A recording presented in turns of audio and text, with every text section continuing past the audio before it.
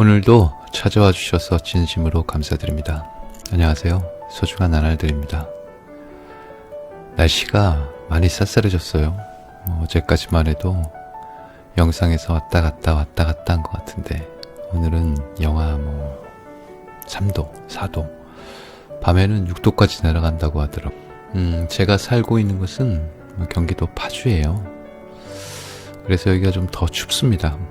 아래지방에 계신 분들이랑 비교하면 한겨울에 영하 한 3도 정도, 4도 정도 차이가 나는 것 같아요. 우리나라도 꽤 넓죠. 근데 영하 10도나 영하 7도나 추운 거는 사실 매한가지입니다. 12월이기도 하고 연말연시가 가까워졌는데 이렇게 연말연시가 되면은 저 같은 경우에는 괜히 옛날 생각이 좀 나요. 옛날 사람들도 생각나고 고향 생각도 나고요. 고향이라고 해봐야 저는 고향이 서울이라서 멀지도 않죠. 바로 옆 동네예요. 마음만 먹으면 한 시간 내로 왔다 갔다 할 수 있는 그런 곳입니다. 먼 곳은 아닌데 그래도 어렸을 때의 그런 저희 동네 모습이랑 또 지금의 또 동네 모습이랑 많이 다르니까 제가 꼬맹이였을 때의 부모님 모습들, 그리고 꼬맹이였을 때 뛰어놀았던 동네 모습들, 그리고 친구들, 동네 아주머니들, 아저씨들, 그런 생각이 좀 가끔 나요. 그러니까 좀 약간 센치해진다고 해야 되나요? 그게 겨울에 또 하나의 묘미가 아닌가 싶어요. 여러분들은 자제분들이랑 부모님들이랑 연락 자주 하세요?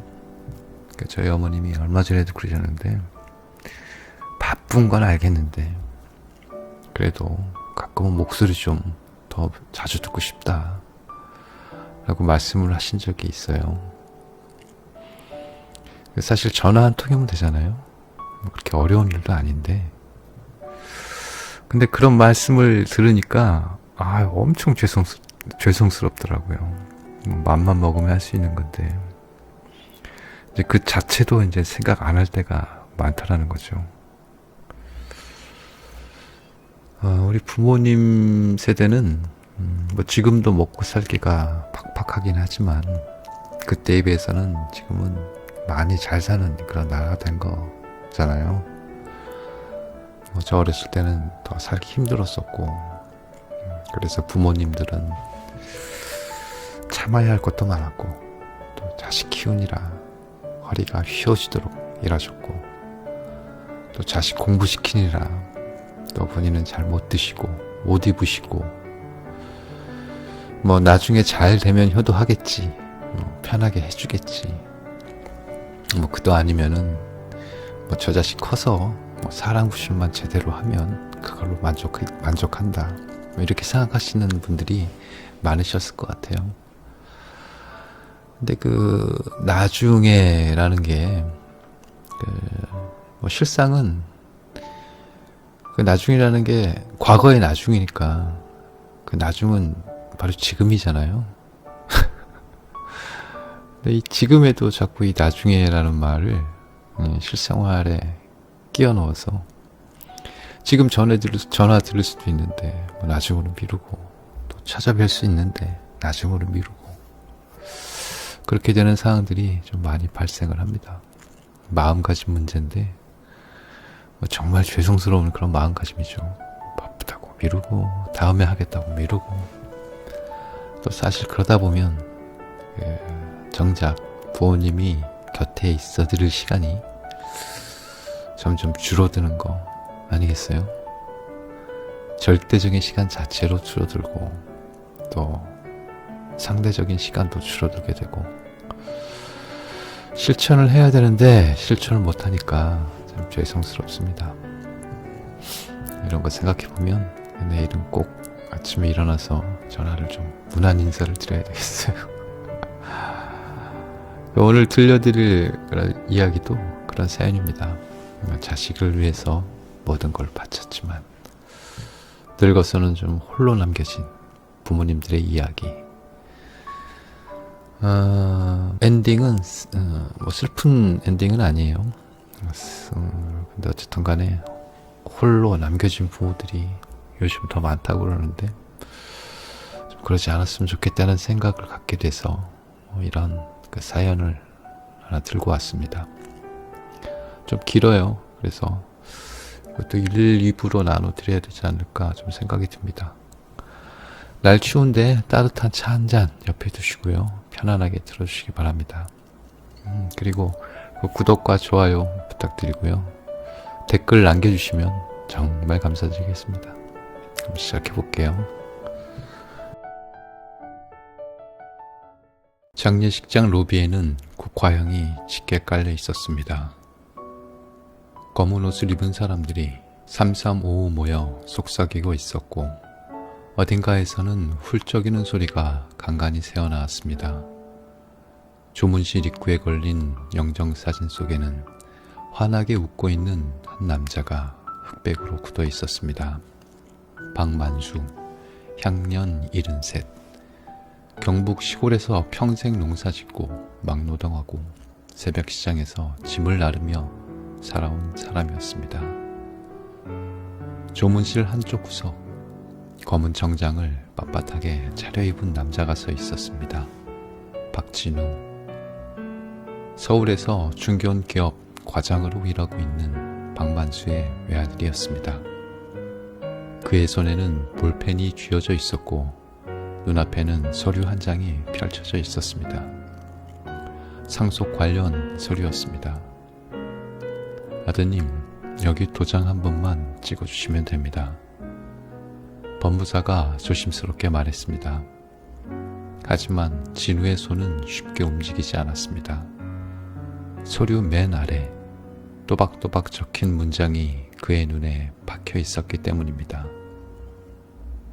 장남 박진우에게는 현금 1,000만 원을 남긴다. 그 외 재산 일체는. 진우는 그 다음 줄을 읽으려다가 손이 떨리는 것을 느꼈습니다. 고개를 들어 방 안을 둘러보았습니다. 조문객 몇 명이 자리를 지키고 있었고 그 사이로 수척한 얼굴의 여자가 의자에 앉아 있었습니다. 회색 단발머리, 검은테 안경, 손에는 낡은 철제 돈통을 꼭 쥐고 있었습니다. 박만수의 아내, 올해 72이 된 이정순이었습니다. 정순은 아들을 바라보지 않았습니다. 시선은 영정사진에 고정이 되어 있었고 손가락은 돈통 위를 천천히 쓰다듬고 있었습니다. 녹이 슬고 모서리가 찌그러진 그 통은 고무줄로 단단히 감겨 있었습니다. 시골집에서 가져와 평생 품고 다니던 물건이었습니다. 진우는 입술을 깨물었습니다. 저 통이 아직도 있었다는 사실이 왠지 모르게 불편했습니다. 어릴 적 기억 속에서 어머니는 늘 저 통을 열고 고무줄로 묶인 통장들을 꺼내 숫자를 세곤 했습니다. 아버지가 논에서 일하고 돌아오면 어머니는 저 통을 안방 장롱 깊숙이 숨겼습니다. 마치 세상에서 가장 소중한 보물이라도 되는 것처럼. 엄마, 진우가 조심스럽게 입을 열었습니다. 정수는 그제야 천천히 고개를 돌렸습니다. 눈가에는 붉은 기운이 남아 있었지만 표정은 묘하게 담담했습니다. 여기 뭐라고 적혀 있는 거예요? 진우가 서류를 들어 보였습니다. 정수는 서류를 보지 않았습니다. 대신 손에 쥔 철제 통을 내려다보며 낮은 목소리로 물었습니다. 너도 이 통 기억나니?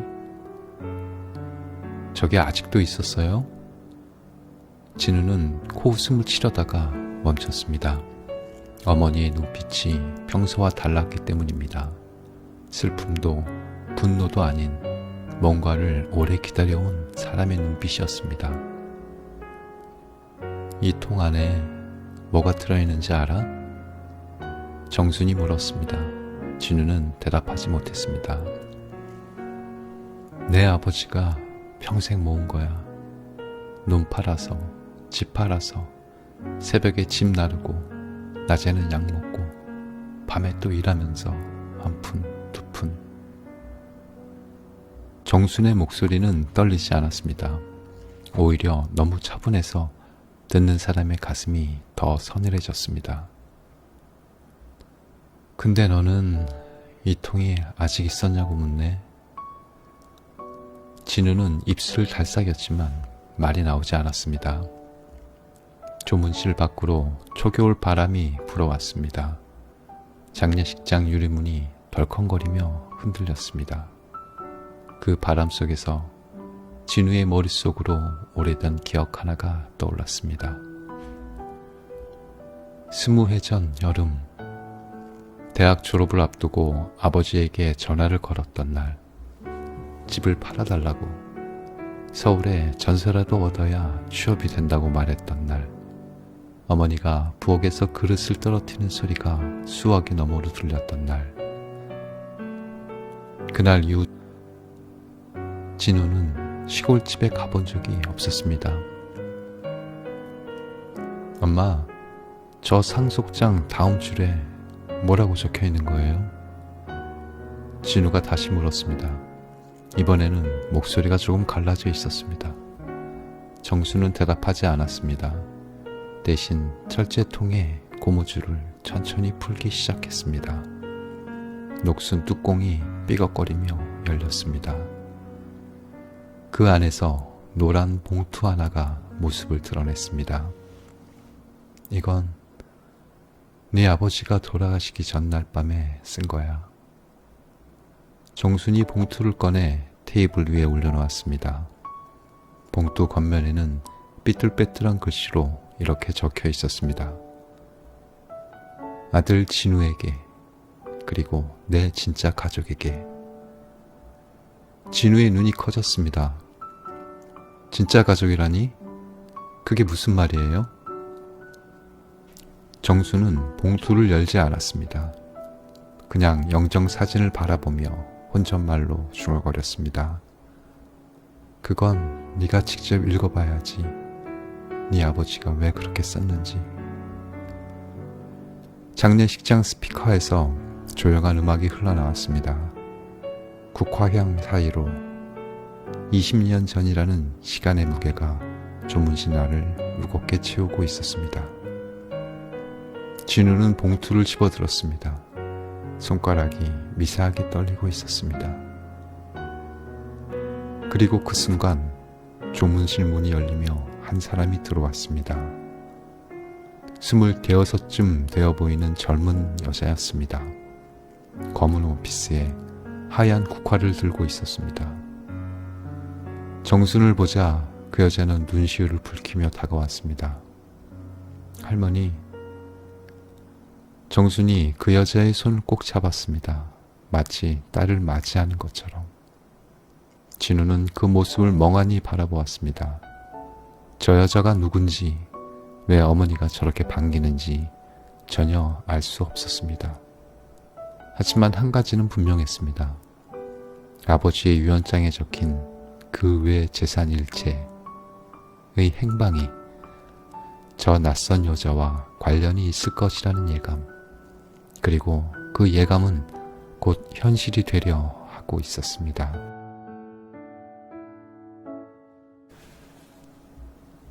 스무 해 전 경상북도 작은 마을이었습니다. 농가 밭 사이로 좁은 시골길이 구불구불 이어졌고 그 길 끝에 슬레이트 지붕을 얹은 낡은 집이 한 채 서 있었습니다. 박만수, 이정순 부부가 살던 집이었습니다. 마당에는 감나무 한 그루가 있었고 가을이면 주황빛 감이 주렁주렁 열렸습니다. 정수는 그 감을 따서 곶감을 만들었고 만수는 마을 어른들에게 나누어주며 빈손으로 돌아오지 않았습니다. 감나무 덕에 우리 얼굴이 펴지는 거야. 만수가 종종 하던 말이었습니다. 안방벽에는 오래된 액자가 하나 걸려 있었습니다. 중앙에는 어릴 적 진우의 국민학교 졸업사진이 있었고 그 옆에는 빈자리가 하나 남아 있었습니다. 정수는 그 빈자리를 볼 때마다 남편에게 물었습니다. 여보, 저 자리는 언제 채울 거예요? 글쎄, 손주 사진 걸려고 비워둔 거 아니었나? 만수는 늘 그렇게 대답했습니다. 하지만 정수는 알고 있었습니다. 저 빈자리에 걸릴 사진이 손주가 아닐 수도 있다는 것을. 언젠가 자신들이 함께 환하게 웃는 날이 오면 그때 찍은 사진을 걸겠다는 남편의 속마음을. 그해 여름 진우는 대학 졸업을 앞두고 있었습니다.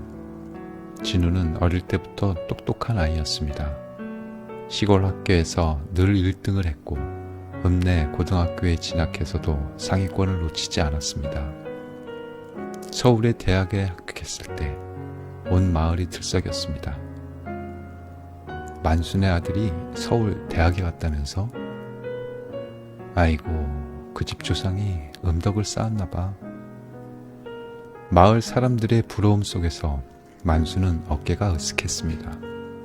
하지만 그 자랑스러움 뒤에는 무거운 짐이 있었습니다. 등록금이었습니다. 장학금을 받았지만 그것만으로는 부족했습니다. 생활비, 책값, 교통비. 서울에서 사는 데는 돈이 많이 들었습니다. 진우는 아르바이트를 했고 부모는 시골에서 모을 수 있는 돈을 긁어 모았습니다. 정수는 새벽마다 철제 돈통을 열었습니다.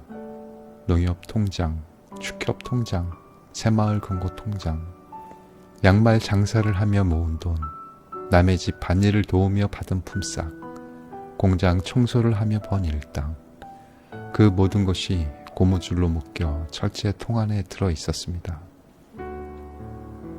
진우 등록금 보내고 나면 또 바닥이네.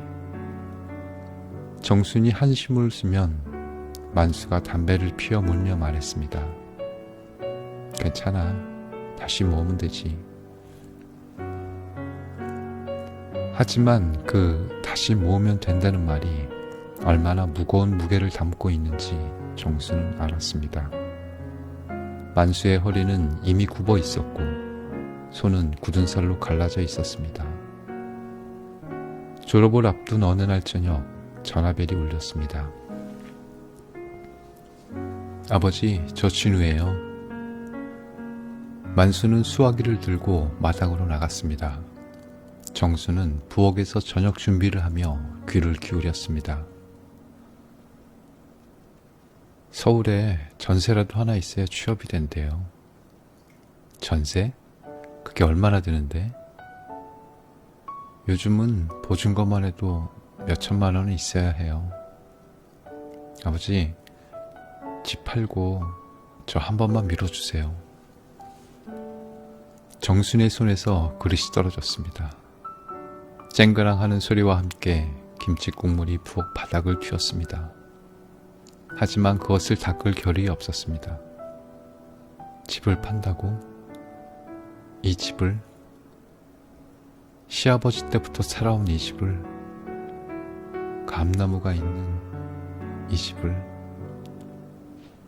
정수는 부엌문을 열고 마당으로 나갔습니다. 만수는 전화기를 들고 한참을 서 있었습니다. 끊긴 전화기에서는 뚜뚜뚜 소리만 나고 있었습니다. 여보, 진우가 뭐래요? 만수는 대답하지 않았습니다. 그냥 감나무를 바라보고 있었습니다. 그날 밤 안방에서는 오랫동안 속삭이는 소리가 들렸습니다. 여보, 우리 늙어서 이제 어디가 살아요? 그래도 하나뿐인 아들인데 당신 허리 휘는 거 이제 그만 보고 싶어요.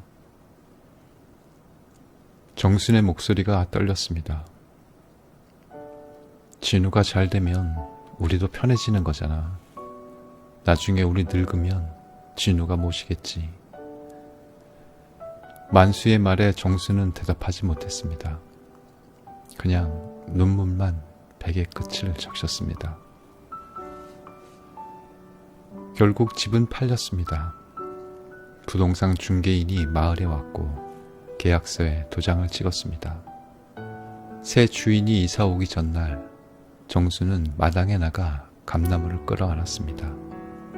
껍질이 거칠었지만 정순에게는 세상에서 가장 따뜻한 온기였습니다. 미안하네. 너를 두고 가게 됐어. 감나무는 대답이 없었습니다.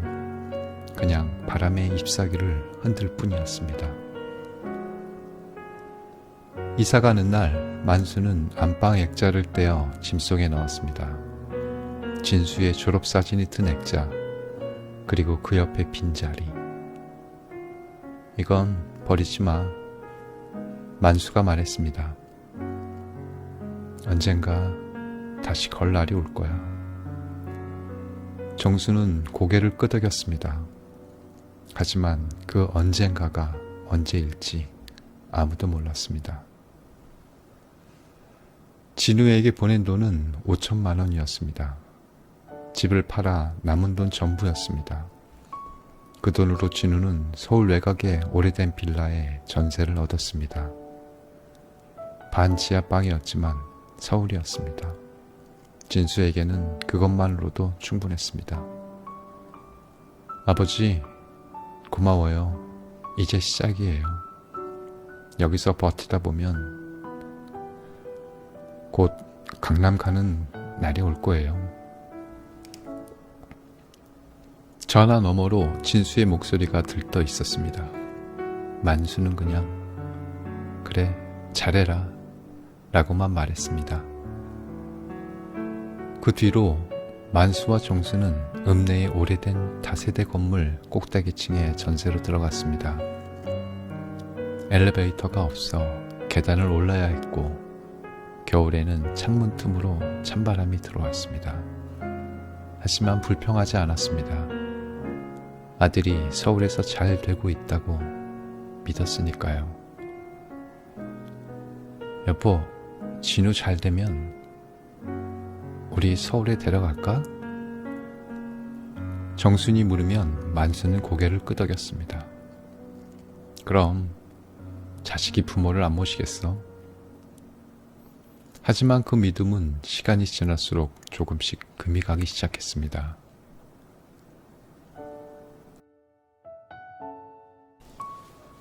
서울 외곽 오래된 빌라 골목이었습니다. 반지하 창문으로는 지나가는 사람들의 발목만 보였고 천장에서는 습기 냄새가 은은하게 배어 있었습니다. 하지만 전세 계약서를 손에 쥔 진우의 얼굴에는 묘한 자신감이 떠올라 있었습니다. 고향에서 보던 그 어설프고 수줍던 미소는 어느새 사라지고 서울 사람 특유의 날카로운 눈빛이 자리 잡고 있었습니다. 이제 시작이에요, 엄마. 여기서 버티다 보면 곧 강남 가는 거죠. 진우가 말했습니다. 정수는 반지하방 한쪽에 놓인 얇은 요를 바라보았습니다. 장판은 군데군데 들떠 있었고 벽지는 모서리가 눅눅하게 떨어져 있었습니다. 하지만 아들이 싱글벙글 웃고 있으니 억지로 마음을 다독였습니다. 그래, 우리 아들 도시사람 다 됐네. 정순이 웃으며 말했습니다. 만수는 방 안을 둘러보다가 창문 밖으로 지나가는 지하철 소리에 고개를 돌렸습니다. 굉음이 벽을 타고 울렸지만 진우는 아무렇지도 않은 표정이었습니다. 아버지, 여긴 지하철이 가까워서 좋아요. 출퇴근 편하거든요. 만수는 고개를 끄덕였습니다. 아들이 좋다고 하니 좋은 거라고 믿기로 했습니다. 그날 저녁 부부는 근처 시장에서 10,000원짜리 치킨 한 마리를 샀습니다. 포장지를 펼치고 셋이 둘러앉아 닭다리를 나눠 먹었습니다. 정수는 자꾸만 아들에게 큰 조각을 밀어주었고 진우는 엄마도 드세요 라고 말하면서도 손은 멈추지 않았습니다. 창문 밖으로 지하철이 또 한 번 지나갔습니다. 덜컹거리는 소리가 방 안을 흔들었지만 정순의 귀에는 그 소리가 마치 자장가처럼 들렸습니다. 아들과 함께하는 저녁이었으니까요. 서울까지 올라와 아들 얼굴을 보고 같이 밥을 먹고 있으니까요. 하지만 그 치킨이 세 식구가 함께 나눠 먹은 마지막 식사가 될 줄은 아무도 몰랐습니다. 취업에 성공한 뒤 진우는 점점 바빠졌습니다. 처음 몇 달은 주말마다 전화가 왔습니다. 엄마, 회사 적응 중이에요. 아버지, 다음 달에 내려갈게요. 정수는 그 전화를 받을 때마다 가슴이 따뜻해졌습니다. 아들이 잘 되고 있구나. 우리가 집한 보람이 있구나. 하지만 시간이 지나면서 통화는 점점 짧아졌습니다. 회사에서 야근이 많아서요. 이번 달은 프로젝트가 커져서요. 주말에도 출근해야 해서요. 처음에는 이해했습니다. 사회생활이 원래 그런 거라고. 신입사원은 바쁜 게 당연하다고. 하지만 어느 날부터 전화기 너머로 낯선 목소리가 들리기 시작했습니다. 오빠, 엄마랑 통화 그만하고 얼른 와. 영화 시작하겠다. 여자 목소리였습니다. 정수는 순간 귀를 의심했습니다. 진우야, 옆에 누구 있니? 아, 엄마, 사귀는 사람 생겼어요. 나중에 소개할게요. 일단 끊을게요. 전화가 끊겼습니다. 정수는 한참 동안 전화기를 들고 서 있었습니다. 만수가 누구래? 하고 물었지만 대답하지 못했습니다. 아들에게 여자친구가 생겼다는 기쁨보다 왠지 모를 불안감이 먼저 밀려왔습니다. 그로부터 몇 달 뒤 진우가 전화를 걸어왔습니다. 엄마, 이번 주말에 내려갈게요. 미경이도 데리고요. 정순의 심장이 뛰었습니다. 며느리감을 데려온다는 말에 부엌에서 하던 설거지도 멈췄습니다. 그래, 꼭 와. 엄마가 맛있는 거 해놓을게. 전화를 끊자마자 정수는 집안 대청소를 시작했습니다. 화장실 타일 사이사이까지 소를 문질고 마당에 떨어진 낙엽도 하나하나 주었습니다. 안방 이불은 햇볕에 널어 뽀송하게 말렸고 오래된 방석 커버도 새로 빨았습니다. 만수는 읍내까지 나가 소고기를 사왔습니다. 평소에는 엄두도 못 내는 한우였습니다. 여보, 이거 너무 비싼 거 아니야? 정순이 걱정스럽게 물었지만 만수는 손을 저었습니다. 우리 며느리감 낼 사람인데 제대로 대접해야지. 첫인상이 중요해. 정수는 전날 밤부터 음식 준비를 했습니다. 소갈비를 손질해 양념에 재워두고 잡채 재료를 손질했습니다. 새벽같이 일어나 갈비찜을 끓이고 잡채를 볶고 나물 5가지를 무쳤습니다.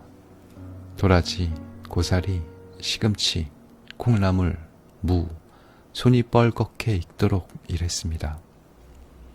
아침에는 전도 부쳤습니다. 동그랑땡, 호박전, 깻잎전, 기름 냄새가 집안 가득 퍼졌습니다. 정수는 땀을 훔치면서도 입가에 미소가 떠나지 않았습니다. 우리 진우 여자친구, 어떤 아이일까? 예쁘겠지? 착하겠지? 점심때가 다 되어서 차 한 대가 마을 어귀에 나타났습니다. 정수는 마당에 나가서서 차가 다가오는 것을 지켜보았습니다. 심장이 콩닥콩닥 뛰었습니다. 만수도 옆에 서서 셔츠 단추를 매만졌습니다. 차가 멈추고 진우가 먼저 내렸습니다. 그리고 조수석에서 여자가 한 명 내렸습니다. 윤미경. 단정한 이목구비에 세련된 옷차림, 한눈에 봐도 도시에서 자란 여자였습니다. 하지만 미경이 차에서 내리자마자 한 행동은 정순의 예상과 달랐습니다. 주변을 바라보았습니다. 주변을 둘러보았습니다. 흙바닥, 슬라이트 지붕, 마당 한쪽의 장독대, 울타리 너머로 보이는 논밭. 그 눈빛에 스치는 감정을 정수는 놓치지 않았습니다. 실망 혹은 당혹. 미경의 입술이 살짝 비틀렸습니다. 아주 짧은 순간이었지만 정수는 분명히 보았습니다. 어머니, 안녕하세요. 미경이 고개를 숙였습니다. 예의 바른 인사였지만 목소리에 온기는 없었습니다. 형식적인 인사, 그 느낌이 정순의 가슴에 가시처럼 박혔습니다. 어서 와. 우리 예쁜 며느리 얼굴 보니까 좋다. 어서 들어와. 밥 차려놨어. 정순이 최대한 밝게 말했습니다. 진우는 엄마, 우리 배고파요. 라며 웃었지만 미경은 그냥 고개만 끄덕였습니다. 신발을 벗고 방에 들어서는데 미경이 슬쩍 얼굴을 찡그렸습니다. 아주 짧은 순간이었지만 정수는 또 보았습니다. 오래된 집 특유의 냄새 때문인지 좁은 방이 불편한 건지 미경은 방석 위에 앉으면서 손으로 방바닥을 슬쩍 훑어보기도 했습니다. 자, 많이 먹어. 갈비찜 어제부터 준비했어. 아주 맛있을 거야. 정순이 미경의 앞에 큰 접시를 놓았습니다. 갈비찜에서 김이 모락모락 피어올랐습니다. 고기가 뼈에서 스르르 떨어질 정도로 푹 익혀놓은 것이었습니다. 하지만 미경은 젓가락을 들었다가 한 점만 집어 입에 넣고는 내려놓았습니다. 맛있어요? 말은 그렇게 했지만 그 뒤로 거의 손을 대지 않았습니다. 입맛이 없나 봐요. 차를 오래 타니까 멀미가 났나 봐요. 진우가 옆에서 변명을 했습니다. 그래, 괜찮아. 천천히 먹어. 잡채는 어때? 느끼하지 않게 만들었는데. 정순이 잡채를 권했습니다. 미경은 한 젓가락 집어 맛보더니 고개를 끄덕이고는 역시 그만두었습니다. 식탁에는 정순이 이틀 동안 준비한 음식이 가득했습니다. 갈비찜, 잡채, 나물 5가지, 전, 된장찌개, 깍두기. 손님 10명은 좋게 먹을 양이었습니다. 하지만 미경의 젓가락은 거의 움직이지 않았습니다. 만수는 묵묵히 밥을 먹었습니다. 진우는 열심히 먹으면서 엄마 음식이 최고예요 라고 말했지만 그 말이 정순의 귀에는 공허하게 들렸습니다. 식사가 끝나고 미경은 화장실에 다녀오더니 진우에게 뭔가를 속삭였습니다. 정순의 귀에 희미하게 들렸습니다. 오빠, 우리 언제 가? 여기 화장실 너무 오래됐어. 진우가 난처한 표정을 지었습니다. 그리고 잠시 후 자리를 일어났습니다. 엄마, 아버지, 우리 먼저 가볼게요. 미경이가 서울에 볼 일이 있대요. 정순이 손에서 국자가 떨어질 뻔했습니다. 벌써? 이제 왔는데?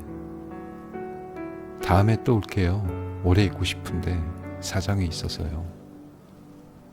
두 사람이 머문 시간은 3시간이 채 되지 않았습니다. 밥 먹고 차 한잔 마시고 그게 전부였습니다. 정순이 이틀 밤을 새워 준비한 음식들은 대부분 손도 대지 않은 채 식탁에 남았습니다. 현관에서 신발을 신으며 미경이 말했습니다. 어머니, 음식 감사했어요. 다음에 또 올게요. 그 다음에가 진심이 아니라는 것을 정수는 알고 있었습니다. 차가 마을 어귀를 돌아 사라질 때까지 정수는 마당에 서 있었습니다. 만수가 다가와 아내의 어깨를 툭 쳤습니다. 괜찮아. 바쁜가 보지. 정수는 대답하지 않았습니다. 그냥 부엌으로 들어가 남은 음식을 치우기 시작했습니다. 갈비찜은 거의 그대로였습니다. 잡채도 나물도 전도 손때 하나 묻지 않은 음식들. 정수는 그것들을 냉장고에 넣다가 문득 손을 멈췄습니다. 눈물이 흘렀습니다. 닦지 않았습니다. 닦으면 더 많이 나올 것 같았거든요. 내가 뭘 잘못했나? 그 생각이 머릿속을 맴돌았습니다. 음식이 입에 안 맞나? 집이 너무 초라했나? 내가 너무 촌스러웠나? 만수가 부엌으로 들어와 아내 옆에 섰습니다. 아무 말도 하지 않았습니다. 그냥 거칠고 굳은 살 박힌 손으로 아내의 손을 잡았습니다. 괜찮아. 우리 진우는 착한 아이야. 정수는 고개를 끄덕였습니다. 하지만 마음속으로는 알고 있었습니다. 아들이 변하고 있다는 것을.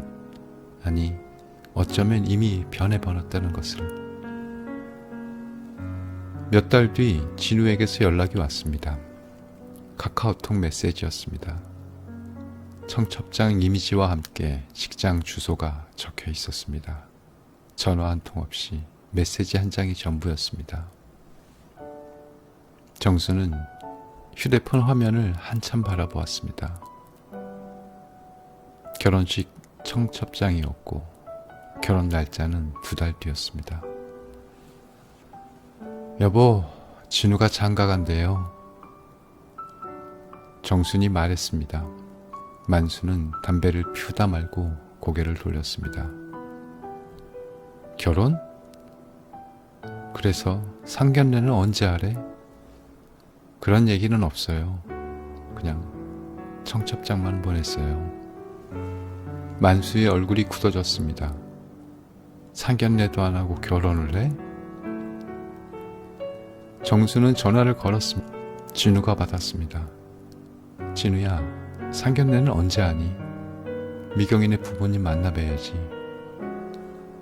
전화 너머로 한숨 소리가 들렸습니다. 엄마, 요즘은 상견례 안 하는 집도 엄청 많아요. 미경이네가 바쁘시대요. 그냥 결혼식 날 인사하면 되는 거지 뭘. 그래도 어른들끼리 한 번은 만나야. 엄마, 요즘 세상이 옛날 같지 않아요. 너무 옛날 생각하지 마세요. 전화가 끊겼습니다.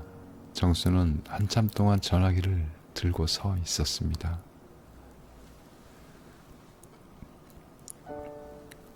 결혼식 날 부부는 새벽같이 버스를 탔습니다. 읍내에서 서울까지 3시간 반. 버스 안에서 정수는 한숨도 자지 못했습니다. 손에는 봉투를 꼭 쥐고 있었습니다. 축의금이었습니다.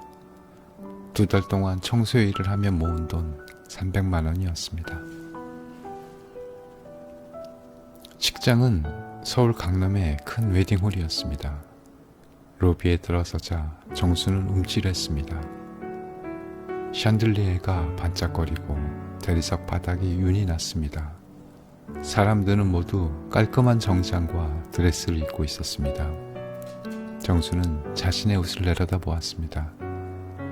시장에서 산 검은 원피스, 집에서 볼 때는 괜찮다고 생각했는데 여기에서는 왠지 초라해 보였습니다.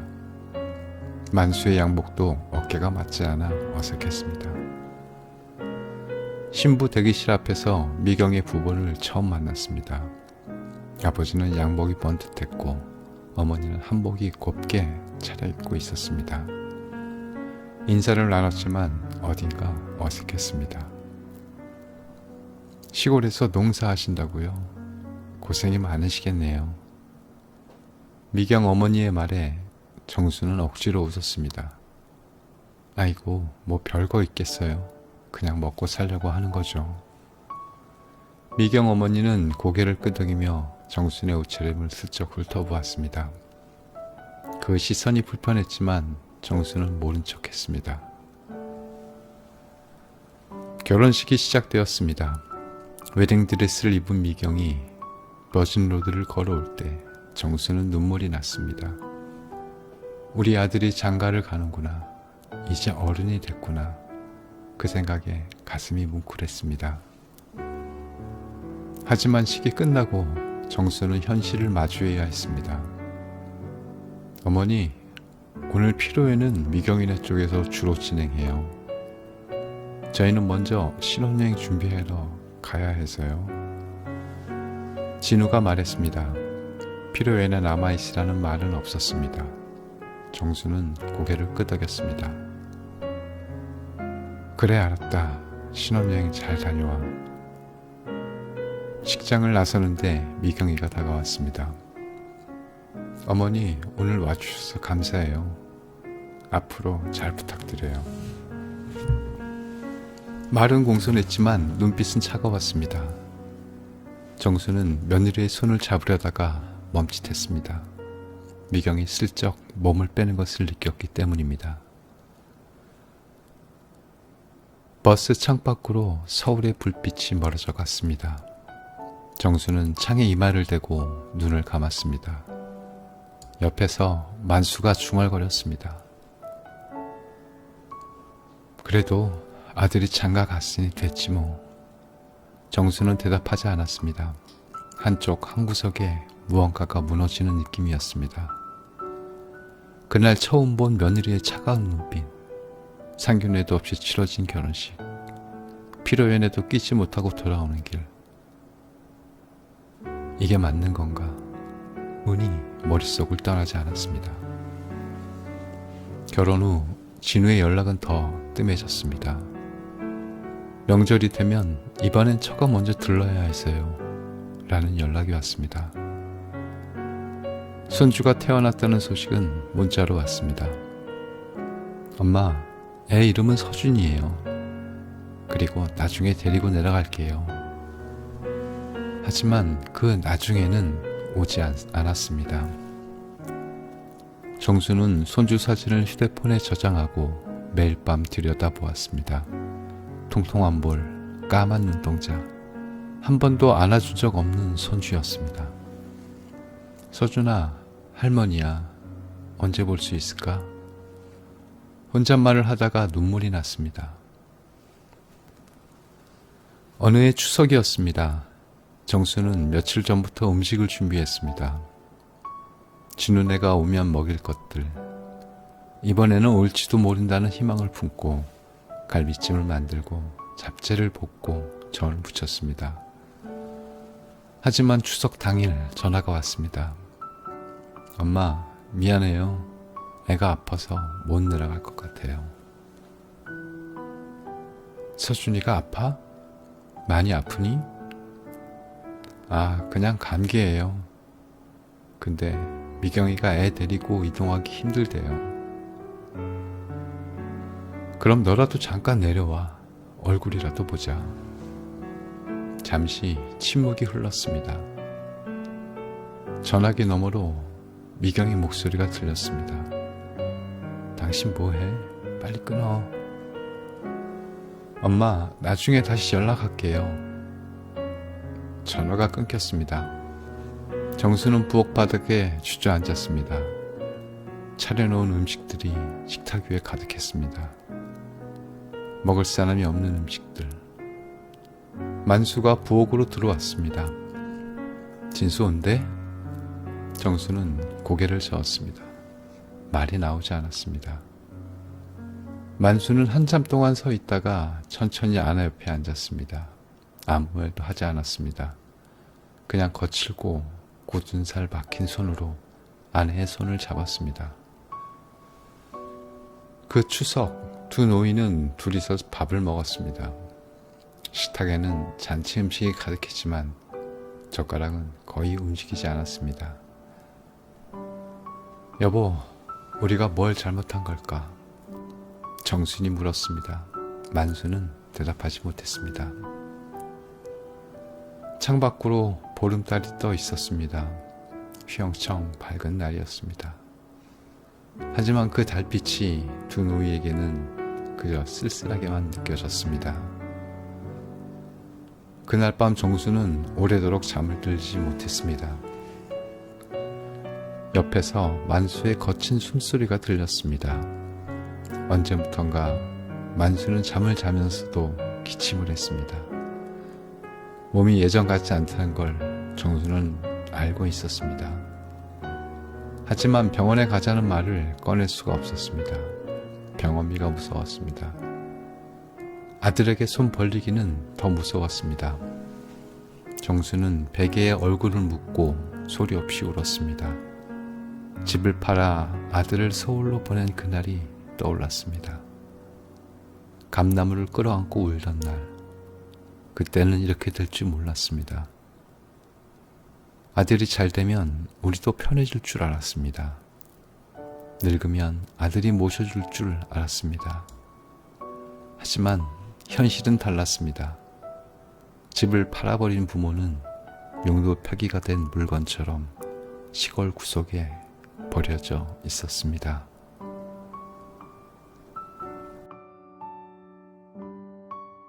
그해 겨울 정수는 결심했습니다.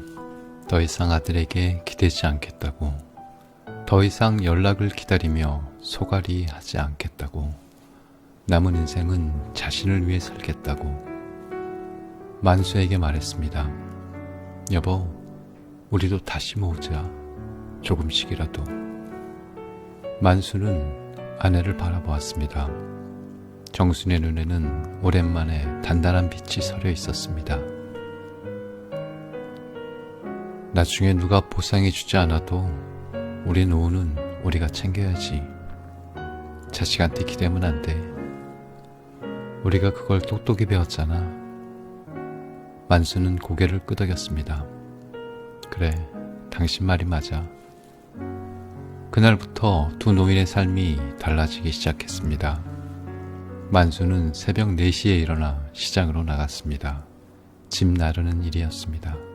쌀자루, 배추 상자, 생선 박스, 무거운 것들을 등에 지고 이리저리 옮겼습니다. 허리가 아팠지만 이를 악물었습니다. 정수는 병원 청소 일을 시작했습니다. 아침 6시부터 낮 12시까지 복도를 닦고 화장실을 청소하고 쓰레기를 비웠습니다. 점심때에는 근처 반찬 가게에서 설거지 일을 했습니다. 손이 트고 허리가 휘청거렸지만 멈추지 않았습니다. 여보, 오늘 얼마 벌었어? 12만원. 당신은? 나는 8만원. 저녁이면 두 사람은 작은 식탁에 마주 앉아 그날 번 돈을 세었습니다. 10,000원짜리, 5,000원짜리, 1,000원짜리. 구겨진 지폐들을 펴서 차곡차곡 쌓았습니다. 정수는 낡은 철제 돈통을 다시 꺼냈습니다. 시골집에서 가져온 고무줄로 감긴 그 통이었습니다. 이 통 다시 채워보자. 정순이 말했습니다. 만수는 고개를 끄덕였습니다. 한 달, 2달, 1년, 2년. 돈통 속의 돈은 조금씩 늘어갔습니다. 처음에는 푼돈에 불과했지만 시간이 쌓이자 꽤 목돈이 모였습니다. 정수는 그 돈으로 적금을 들었습니다. 만기가 되면 또 다른 적금을 들었습니다. 복리의 힘을 알게 된 것은 이른이 다 되어서였습니다. 여보, 우리가 이 나이에 재테크를 하게 될 줄 알았어? 정순이 웃으며 말했습니다. 만수도 따라 웃었습니다. 그러게, 우리 아들보다 우리가 더 열심히 사는 것 같아. 5년이 지났습니다. 월세로 살던 다세대 건물에서 두 부부는 전세로 옮겼습니다. 그리고 또 5년이 지나자 작은 상가 하나를 계약금을 걸 수 있게 되었습니다. 여보, 이 상가 어때? 골목 모퉁이라 장사하기 좋대. 정순이 물었습니다. 만수는 상가 앞에 서서 한참을 바라보았습니다. 허름했지만 위치는 나쁘지 않았습니다. 좋아, 계약하자. 그렇게 두 노인은 조그만 상가의 주인이 되었습니다. 물론 대출을 끼었지만 그래도 내 것이라는 사실이 뿌듯했습니다. 같은 건물 2층과 3층에는 방 2칸짜리 다세대 주택이 있었습니다. 세입자가 들어오면 월세를 받을 수 있었습니다. 정수는 그 월세로 대출이자를 갚았고 남은 돈은 다시 절제통에 넣었습니다.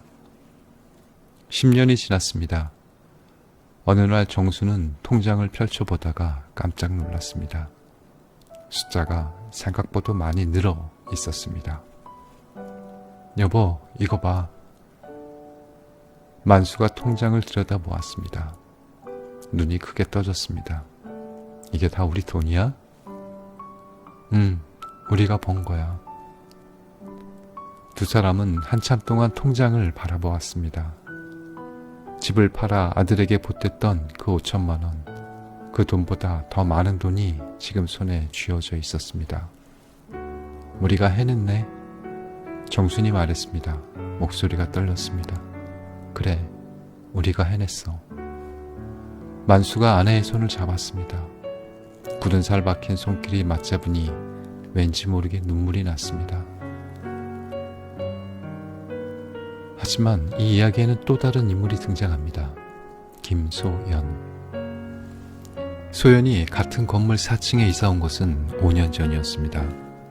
23살 대학을 갓 졸업한 취업준비생이었습니다.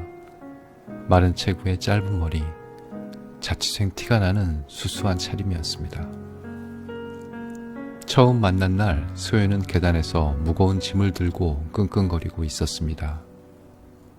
아이고, 무거운 걸 혼자 들면 어떡해. 정순이 다가가 짐을 들어주었습니다. 소연은 깜짝 놀라 손사래를 쳤습니다. 아, 할머니, 괜찮아요. 제가 할게요. 할머니는 무슨, 아직 힘있어. 정수는 짐을 들고 4층까지 올라갔습니다. 엘리베이터가 없는 건물이었지만 계단을 오르는 정순의 발걸음은 가벼웠습니다. 감사합니다, 할머니. 소연이 인사를 했습니다. 정수는 손을 흔들어 주었습니다. 뭘, 이웃인데. 그날 이후로 소연은 종종 정순의 집에 들렸습니다.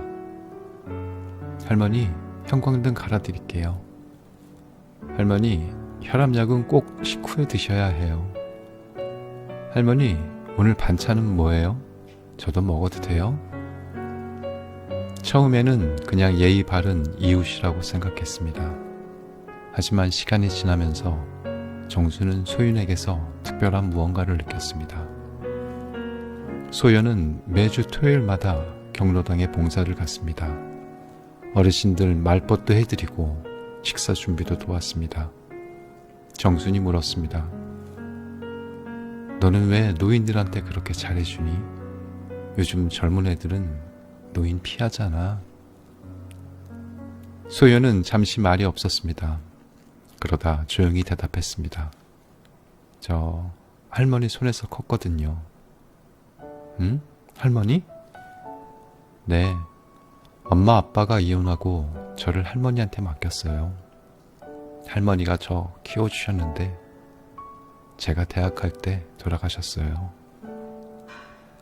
소연의 눈가가 붉어졌습니다. 그래서 할머니들 보면 자꾸 생각나요. 우리 할머니, 내가 좀 더 잘해드릴걸. 정수는 한참 동안 소연을 바라보았습니다. 그 눈빛 속에서 무언가가 출렁거렸습니다. 그래, 너 밥 먹고 가. 네? 밥 먹고 가라고. 오늘 된장찌개 끓였어. 소연은 미소를 지었습니다. 그날부터 소연은 정순의 집에서 밥을 먹는 일이 잦아졌습니다. 진우에게서 오지 않던 전화 대신 소연의 할머니 부르는 소리가 집안을 채우기 시작했습니다. 만수도 소연을 좋아했습니다. 저 아이 참 바르네. 만수가 말했습니다. 정순도 고개를 끄덕였습니다. 우리 진우도 저랬으면 좋았을 텐데. 그 말을 하고 나서 정수는 입을 다물었습니다. 아들 이야기를 꺼내면 마음이 아팠습니다. 하지만 이상하게도 소영과 함께 있으면 그 아픔이 조금 덜해지는 느낌이었습니다. 어느 날 밤 만수가 정순에게 말했습니다. 여보, 나 생각이 하나 있어. 뭔데? 우리 재산 말이야. 나중에 우리 죽으면 어떻게 할까? 정수는 한참 동안 대답하지 않았습니다. 창밖으로 달이 떠 있었습니다. 진우한테 줘야지, 아들인데. 진우가 우리한테 뭘 해줬어? 만수의 목소리가 낮아졌습니다. 집 팔아서 서울 보내줬더니 연락도 없잖아. 명절에도 안 오고 손주 얼굴도 못 보고. 정수는 고개를 숙였습니다. 반박할 말이 없었습니다. 나는 말이야, 진짜 우리 곁에 있어준 사람한테 주고 싶어. 만수가 말했습니다. 정수는 고개를 들어 남편을 바라보았습니다. 그게 누군데? 만수는 대답하지 않았습니다. 하지만 두 사람 모두 알고 있었습니다. 그 누군가가 누구인지. 그날 밤 두 노인의 마음속에는 아주 조용한 계획이 싹트기 시작했습니다. 아무에게도 말하지 않는 비밀스러운 계획이